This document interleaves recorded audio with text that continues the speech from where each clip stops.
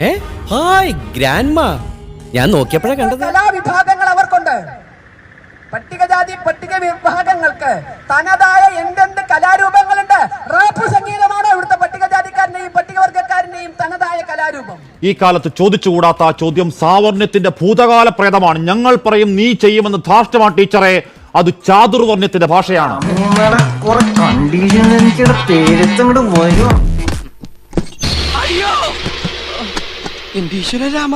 വേണമെങ്കിൽ പാടിക്കോ. ഏലമലക്കാട്ടിലെ മലങ്കുറവ എന്നാണ്. വിരട്ടെങ്കിൽ പോയി പണി നോക്കാൻ പറയും. ആ കറുപ്പിന്റെ കരുത്തിൽ ഒറ്റയാണ്.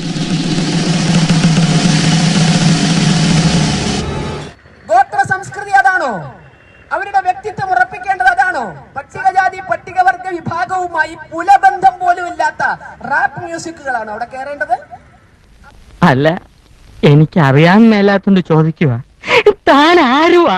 ഒന്നാമത്തെ ഒരു പ്രശ്നം എന്ന് പറഞ്ഞു കഴിഞ്ഞാൽ എനിക്കൊന്ന് ശശികല എന്ന് പറയുന്ന വ്യക്തിയൊക്കെ ഈ കളിക്കുടുക്ക ബാലരമ ഇത്തരം പുസ്തകങ്ങളൊക്കെ വായിച്ചുകൊണ്ടിരിക്കുന്നതൊക്കെ മാറ്റി, അല്ലെങ്കിൽ തെറിയുടെ പുസ്തകങ്ങളൊക്കെ മാറ്റി വെച്ചുകൊണ്ട് മിനിമം ഒരു ചരിത്ര പുസ്തകങ്ങളൊക്കെ വായിച്ചു തുടങ്ങിക്കഴിഞ്ഞാൽ ഇത്രയും മണ്ടത്തരങ്ങൾ പറയില്ല എന്നാണ് ഞാൻ വിശ്വസിക്കുന്നത്.